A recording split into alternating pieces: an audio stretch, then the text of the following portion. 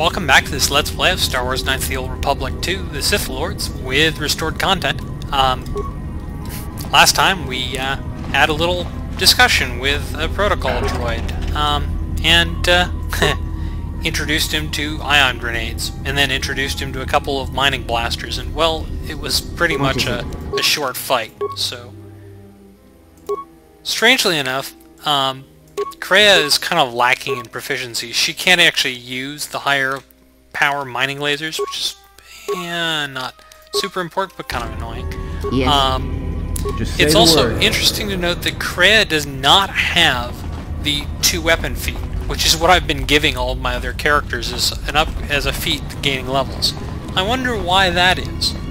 Anyway,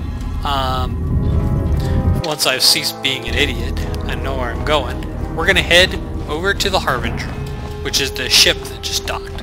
I don't know why we're going over there, considering it's not our friends, but there's really not anywhere else we can go from here, so...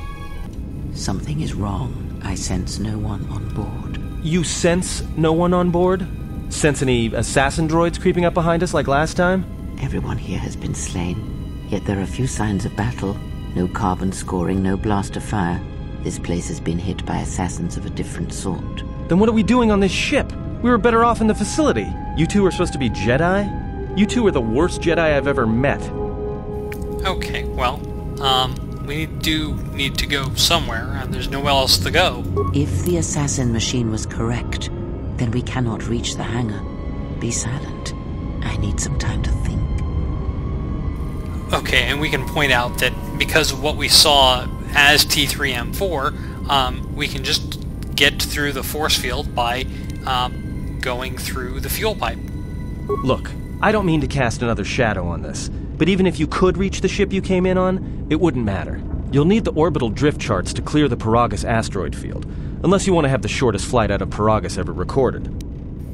Okay, well, this ship came in. Well, of course they have the asteroid drift charts in their navicomputer. They'd have to.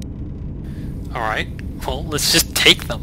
Well, we'd have to get to the bridge, well, that's the biggest problem I can see. That is a sound plan for the moment.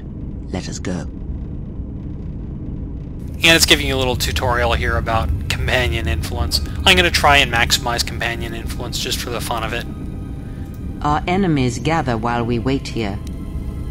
Now, Kreia is really obnoxious for a light side character. It's very hard to gain influence with her without gaining dark side points. So I'm going to choose to gain influence with Kreia at this point. So, just, apologize. More or less, if you let Kreia boss you around, she likes that. Very well. And apparently there's some light side points in there as well. I'm not actually sure what gave me light side points, but one of the things about this particular area is that there are a lot of melee enemies here, so I'm going to switch everybody out to a melee weapon. I'm going to do that off screen. With that, I don't have actually enough melee weapons to use to myself, so I'll have to have Atten use the vibroblade. Now, Atten was complaining about how hard it would get to to get to the bridge, and well, we're here, so not much of a challenge. Again, you can use a part or a spike. I'll use a part. And we download the charts. There's some logs there, but there's nothing important in them. So, let's explore the ship a little bit. No shortage of dead bodies, that's for sure. If for some reason you manage to miss computer spikes and or parts, every single time they've come up so far, there are some right there. There are always some right there. Anyway. Doesn't look like there's much here. Oh, except for Sith assassins. Yep. I'll fight one set of these guys on screen, and then after that I am just going to off-screen every single fight, because there are a lot of them, and they are exactly the same every single time. They are painfully easy, and, well, let's say just a little tedious. They can barely injure me. They're using quarter staves, so they do 1 to 6 damage, and they all have no strength bonuses, so they're just not worth fighting on screen, because you have better things to do than watch me fight the exact same fight I think they show up in exact same form, something like 7 or 8 times. They are worth decent XP. I mean, hey, you know, gotta look on the bright side. Here, look, here's another set. Where are the others? Oh, they must be on the other side of the door. Ooh, hey, actually, there's actually something different about this fight. Imagine that. Yeah, here they are. Look, I'll do this off screen. There isn't really much of super importance here. Just random loot.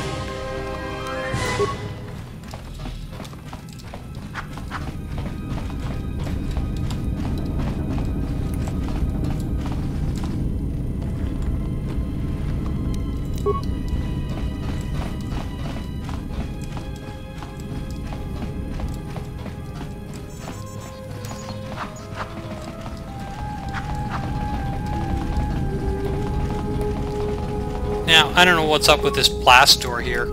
It's not actually in the content restoration. I was actually kind of hoping that it was, and that there was in fact something back there, but it looks like it's just a sealed-off room that's a sealed-off room for the sake of having a sealed-off room. As far as I can tell, there's nothing in there. There's no way to get it open. So I could use the plasma torch on these, but you get XP if you pick the lock instead of blowing it open. Oh hey, a vibro sword. Vibro swords are better than especially the improved version of long swords. They are I don't know, not super important better, but damn thing's stuck.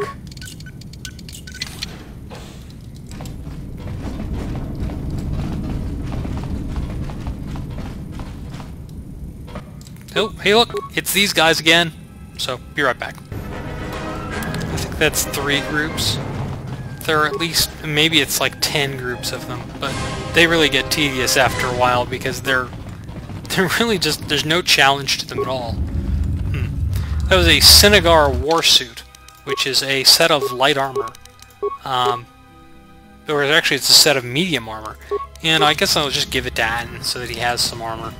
He has his jacket, which actually gives some decent armor, but there are a couple of things here that are sort of explanations of what's going on with this particular ship. The first 3 logs more or less say that they picked up a passenger from the outer room and they were taking her, to Telos. And they were originally supposed to go to Onderon, and apparently the captain is unhappy about being turned into a passenger liner. They also got a distress signal for a ship which looked abandoned, and they were going to investigate that, and, well, here, I'll play it. We picked up a distress signal and are sending a message to the Republic for permission to investigate. We have also transmitted the damaged vessel's ID signature to the Republic. According to the message, it's being pursued by Sith forces. There's no match for the vessel in our databanks, but the profile of the distress signal suggests it's a stock freighter of some kind. We'll only know for sure when we arrive, and we'll find out if the signal's genuine or a trap. Yeah, Admiral Akbar will probably give you some advice on that, but, you know, not in this video. We wanted to check with you, sir, before diverting course from Telos. There appears to be some battle that has taken place in the sector, and we've received a distress signal. You have permission to divert course, Captain. If there's a Sith presence in the region, I want you to investigate. The ID signature on the freighter, did you get confirmation on it? Yes, sir. We did not have the vessel listed in our databanks, so we transmitted the code to you. Was there a match?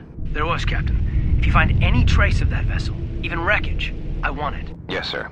After you've investigated the sector, resume course to Telos with the passenger. It is of the highest importance that she reach Telos. Yes, sir. I'll make sure she arrives intact. Good hunting, Captain. Admiral Onasi out. Sometimes I wonder if the right hand of the Republic knows what the left hand is doing. I am always being kept in the...